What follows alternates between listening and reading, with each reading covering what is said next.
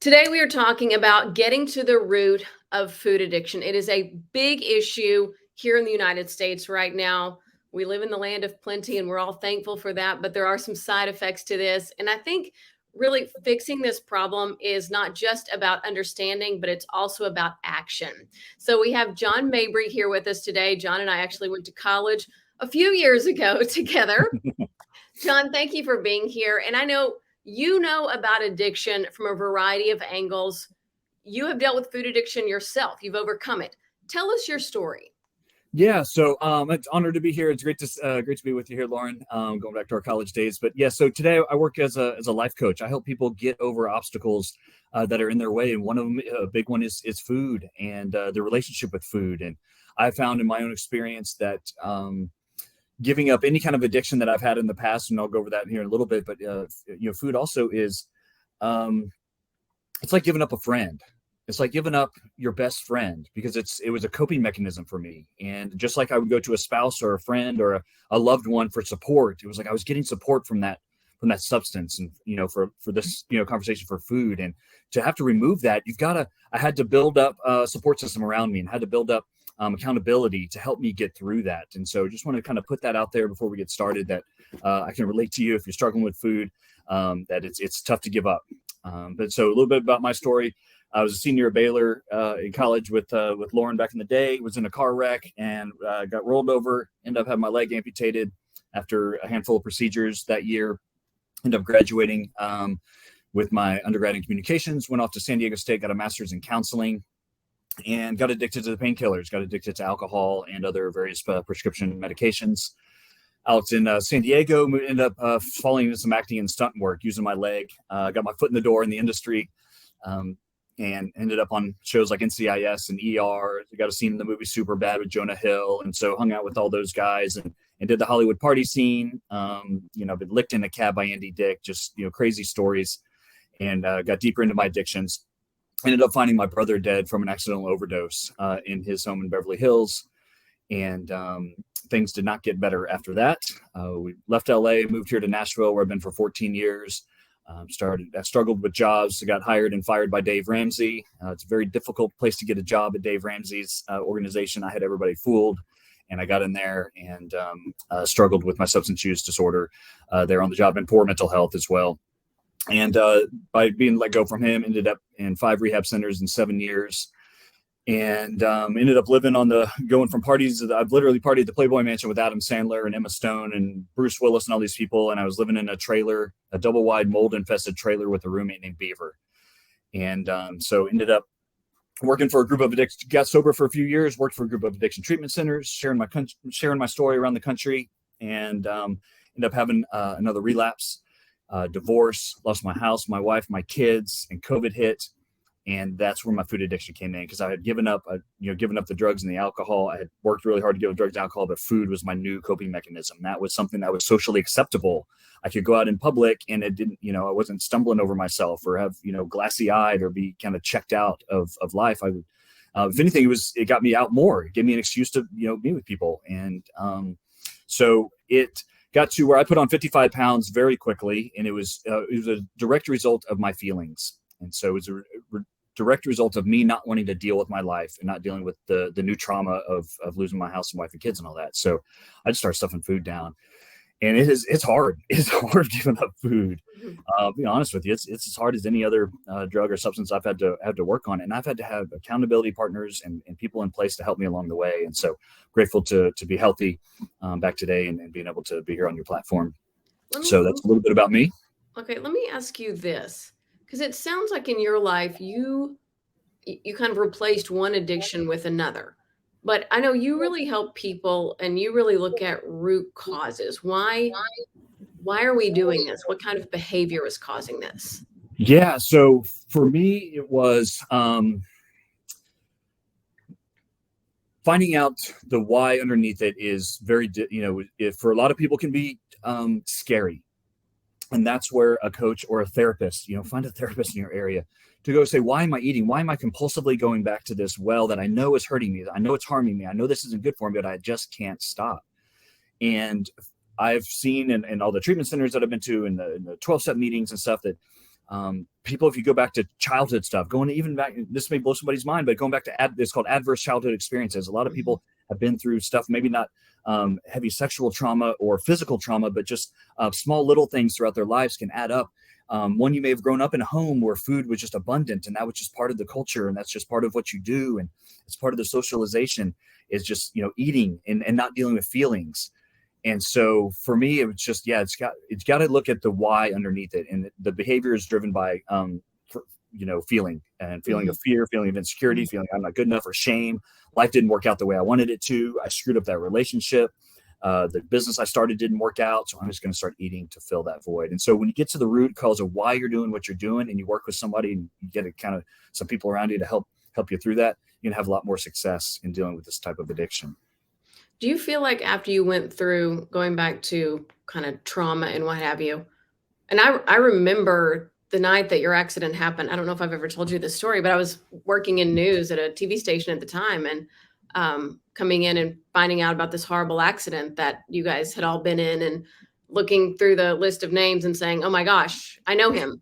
Yeah. And I just wonder, I mean, for you, was that, I can't imagine the trauma of not only the accident, but everything that happened to you in the years past. I mean, do you feel like that was a major stumbling block for you? Absolutely. Absolutely. And I think we all have traumatic events in our lives, or disabling events in our lives. So mine, may have resulted in the loss of a leg, and that's pretty traumatic, and people can see that. But a lot of times people are walking around with trauma inside of them, and disabling events in their lives that people can't see, but they're emotionally traumatized. They're spiritually traumatized. They're, I feel like God made me to wake up with, I have a hole in my soul every single morning when I wake up, and I'm going to fill it with something. I'm going to fill it with something either positive or something negative. And so if, drugs or alcohol are removed, food's the next best option, man. That's a good one. And so I don't know if people can relate to that, if listeners can relate to, man, there's just something in my spirit that's just not filled. And so my whole platform, if you see my name on here, is John Mabry Connects. It's about reconnecting. And people get disconnected through, multiple different things in their lives. And it's all about getting reconnected and not numbing out with food. That's so true. And feeling safe enough to go, I'm strong enough to feel uncomfortable emotions, because there are going to be uncomfortable emotions in life. Yes, absolutely. And it's so easy to numb out with social media and so many distractions, and all the Netflix, and they're streaming stuff on TV and news all the time. It's overwhelming. And so, if you take nothing else from this conversation, just slow down a little bit, listen to yourself, listen to what's going on, and see where God's leading you to go. And sometimes that means reaching out for help, and admitting you can't do it on your own. And there's power in that. I found power in going, I felt at the, like the food was just taking over, and there's nothing I can do to stop it. And it's like, wait, no, I do have some power. I have some power to reach out for help. I have some power to say, look, guys, I'm really struggling. And what it came down to is I had a friend come up. I was so miserable in my body, in my mind at the time. And a friend of mine came up, and she was like, I haven't seen you at the gym in a while. I was like, yeah, can you tell? And she was like, look, we really need you back in there. And it was her kind of pulling me along going, we need you back in here. And I was like, all right. I was so embarrassed because I was in such great shape before and had fallen so far so fast. And it was just somebody just giving me a nudge, and maybe today that maybe this conversation for you is that nudge to take that extra step that you've been fearful of taking. Do you have any foods or emotions or events that you feel like trigger you to turn back to food? Yeah, a big one. I just had it last week. So my mom's going through some health issues. I had to catch a last minute flight back to Texas last week. And I immediately went to my go-to is Bluebell ice cream. And I've gotten it out of my house these days, and I'm doing so much better. That was the last one I had to give up was ice cream. And so, it was really driven by fear, uncertainty, out of control. I felt out of control all of a sudden in the situation. I can't control, my mom's health, what's going on. So those emotions started to come up, and I felt immediately like numbing them. And I went through a whole carton, a half gallon in 2 nights. And just like that, just came right back. And I called a friend, or I texted a friend. I let her know. I was like, hey, this is where accountability comes in. This is where the support comes in. I said, hey, just so you know, I went through a whole thing of Bluebell ice cream in 2 nights. And she was like, what are you doing? Like, is that what you want? And I was like, yeah. well, no. She's like, you don't have to do that. You can make an excuse and go, yeah, I'm anxious right now. I'm nervous and things are uncertain right now. Is that really what you want? And I just needed that simple little comment of going, no, I don't, because I was, in my mind, I was going to eat ice cream every night while I was there to cope. And so for me, reaching out, seeing that it was happening and being able to catch it and reach out for help, kept me from eating. I probably would have gone through 4 gallons. Well, yeah. And, I think different people find different ways to meander through food addiction. But I heard a doctor many years ago say she couldn't have donuts. Donuts were that one food. Then once she had one, she had two, she had 12. Then the next day she was having more. And then she started, when she got her morning coffee, she wanted a donut. She said, that's my food I can't have. For whatever reason, that triggers me back into wanting junk food. And she's like, that's my little gateway drug. Yeah, it's the gateway. Yeah. However you want to phrase it. But I just thought, and some people go, no, I treat myself or this, that, or the other. But finding you have the ice cream, she had the donuts, finding that thing that you go, nope, that's what flips my switch back into that very destructive behavior. Because that's what it is. Mm-hmm. Self-destructive behavior. You're doing it to yourself. Yeah. And I can blame all my external circumstances and go, it's because of this, because of the job loss, because of this or that. It's really because of me. It's because of me and the choices that I make. And, just call it what it is, man. If you're struggling with it, call yourself out on it and reach out for help. Don't just, and I get this I listen to David Goggins. I don't know if you listen to David Goggins, like toughest man on the planet. And he's just like, own up, look yourself in the mirror and say, this isn't who I'm supposed to be being right now. And I need help. And that's okay. And there's power. Like, again, there's power in that. There's power in saying that out loud. And taking action. Back to your introduction, which it takes consistent action. And there's power in action, and there's power in even small action. I mean, yes. You agree? You say, yeah, absolutely. I'm going to pick up that carton of ice cream, even though it's 3/4 of the way full, and I paid for it and all, and I'm putting it in the garbage. That's hard to do. Again, giving up your best friend, right. Giving that up. Yep. Absolutely. And so I would say if somebody's struggling with multiple foods, there's power in small steps, like you said. Maybe don't try to take on all 5 at the same time. You've got your chips, you've got your candy, you've got your sodas, you've got your, whatever, and your fatty meats, whatever. And just take one at a time and just go, just for these 2 weeks, I'm not going to eat those Snicker bars. Or for these 2 weeks, I'm going to cut down on my soda intake and start with that. And maybe it takes you 2 or 3 months to get that out of your system and to calm you, because your central nervous system is going to be like going crazy too when you don't have your coping mechanism. Your body's, used to this sugar rush and these things. So there's all these changes going on in your gut. We talk about gut health in a minute. I'm really big on the new research coming out on gut health and how that has to do with your mental and emotional well-being as well. But just start small. Just start with one thing, work a month or 2 on that if you have to, and then go to the next thing and work on that for a month or 2. And then maybe get to the end and there's that 5th thing and you're like, you know what? I've given up all these other things. I'm just going to stop there. I've done a pretty darn good job. I'm going to keep that last one. And maybe that's where you end up. Or maybe you get motivated enough to take that, you know what, I've gone this far, I'm going to take them all out. So yeah, baby steps is huge. And building, it's kind of the snowball effect. Start small and start building momentum. And it absolutely helps out. Yeah. Do you have steps that you advise people to take when dealing with food addiction? So I would say, let me take a look at my notes here. 3 key steps that I wrote down. Yeah, there's no magic pill for this thing, although there are natural supplements. And that's, again, the thing that I've been working on with noticing how much our gut comes into play. So for every one signal that's sent down from our brain to our gut, 9 signals go from our gut to our brain. So it's actually interacting 9 times more than our brain to our gut. And so being able to clear that out, so there isn't a magic pill per se, but there are natural supplements that could be used. And I advise people on those if anybody's interested and want to reach out. But to find out your why, again, going into why you're doing what you're doing, and cleaning out the gut.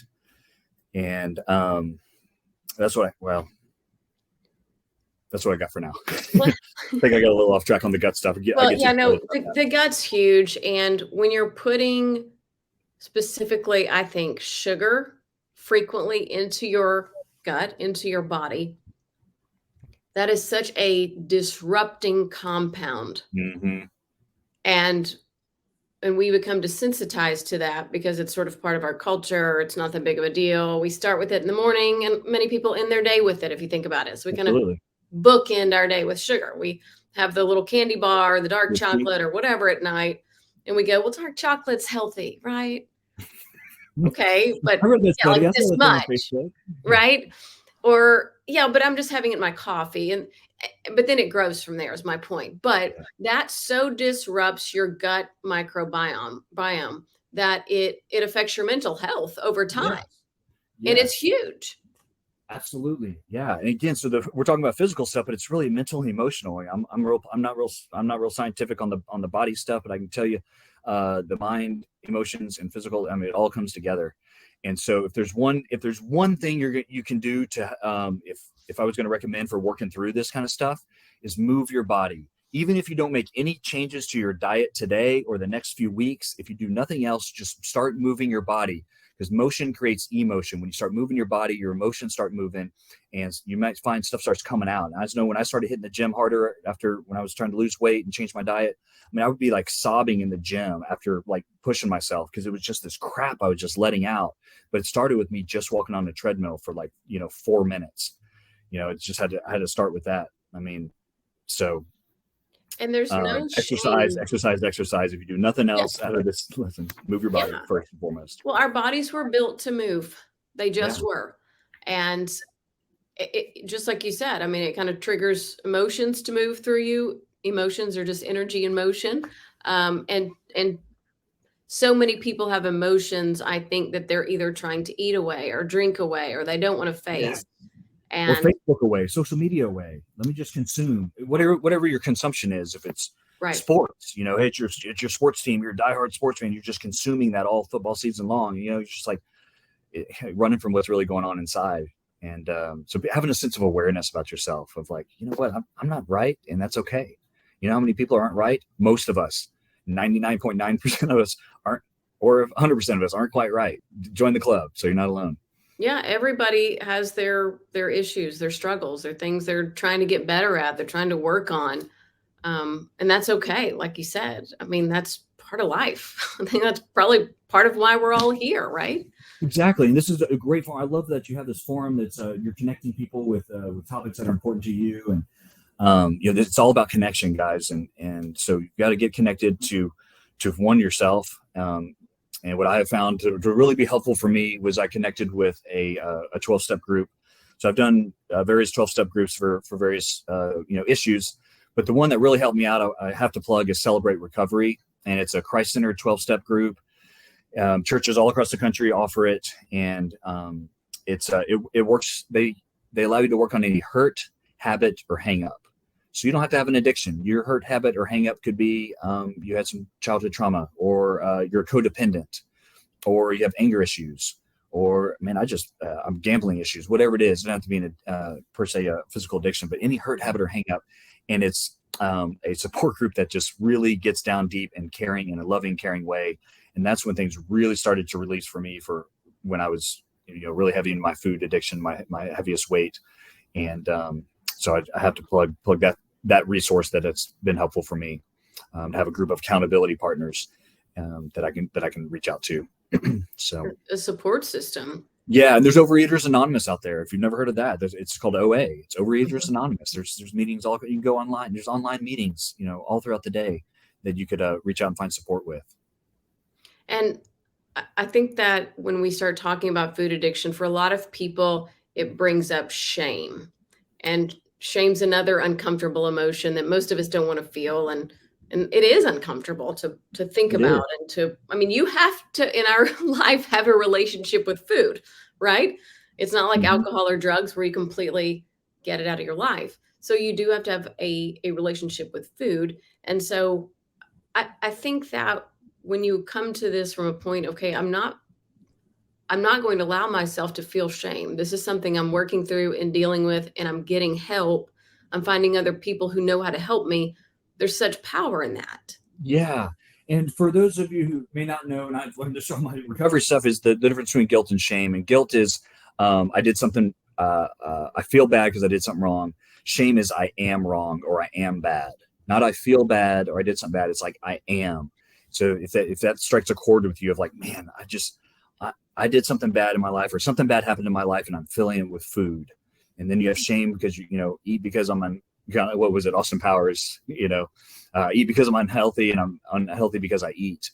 And then that shame is just like, well, now I wake up the next morning, I could see wrappers in like the pizza box next to my bed, and be like, oh, you look over that and you're like, no, I did it again, like, kind of like Groundhog's Day. So, being able to, if you can recognize that that's a piece of what's going on with you, that's okay. That's all right. You're normal. You're human. But let's do something with that. Let's take some action. I think that kind of leads us to stress, because I think stress plays a big part in this, especially I've heard from working moms who say, I feel so much stress. I have so much to do all day, every day.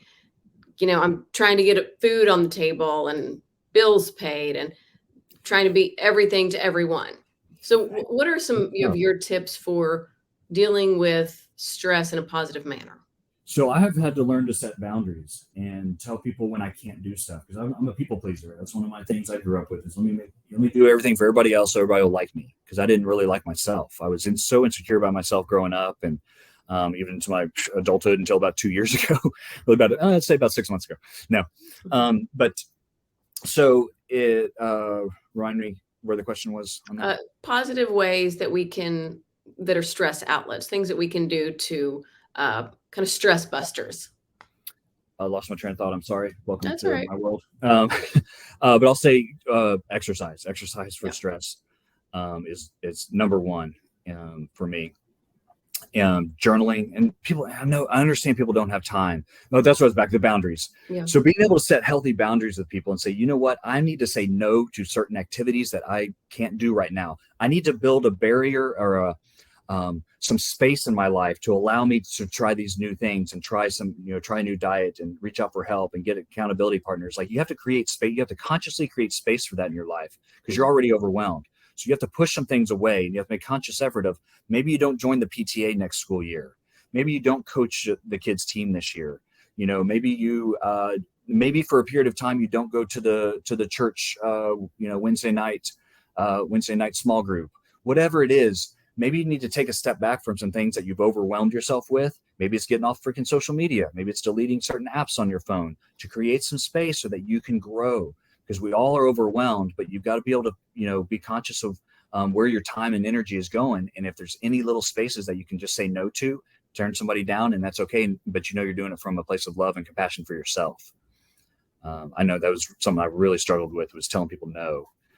So yeah, that's huge. That's a huge one. And I think especially if you have kids, because kids require a lot of time and energy.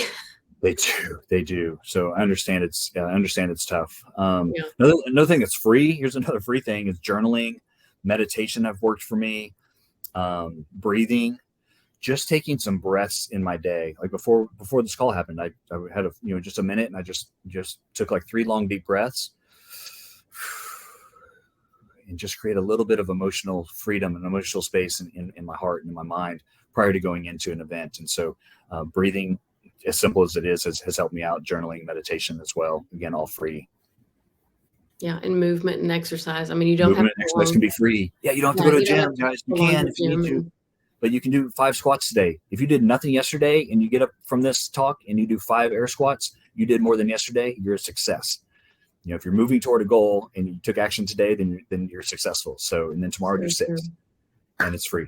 And I think, especially when we start talking about exercise, one healthy habit leads to another, which leads to another. So that's why that first step is so important.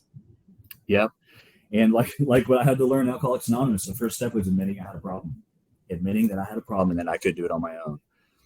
And if that's where you're at today, that's okay. Own that, and take some action and reach out for help.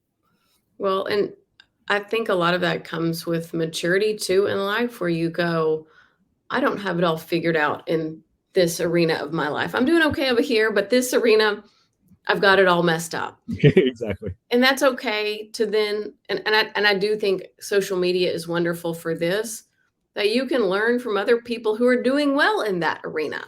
Well, yeah, great point. So I have purposely change the algorithm. I've made a conscious effort to change the algorithm on my social media feed. And you can do that by deleting people that you don't need to be following. Unfollow, that friend from high school that's adding no value to your life.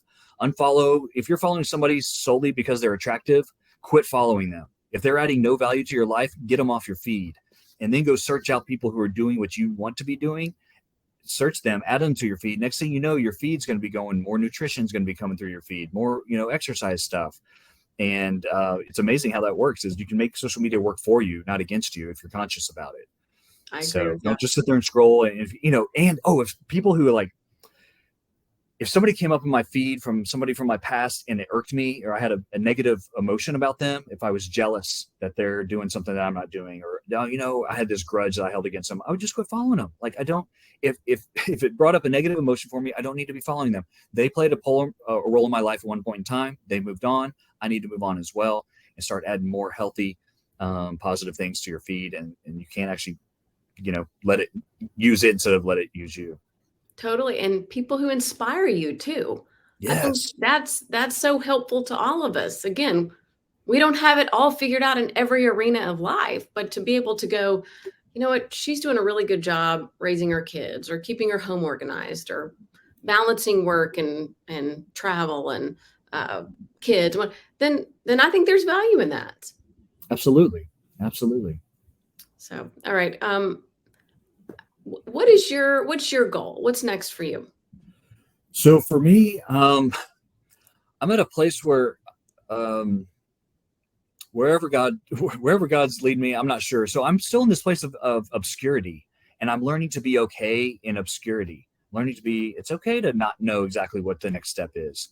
So I have a master's degree in counseling. I have an invention to my name. I invented a sock that manages sweat inside prosthetics, acting in LA, like all this stuff. But it's really like, how can God use me through my experiences? And right now he's got me doing life coaching. And it's kind of like a counsel coaching, because I got the background in counseling, and also I've got a motivational piece. I've got the prosthetic leg and overcoming adversity on that side.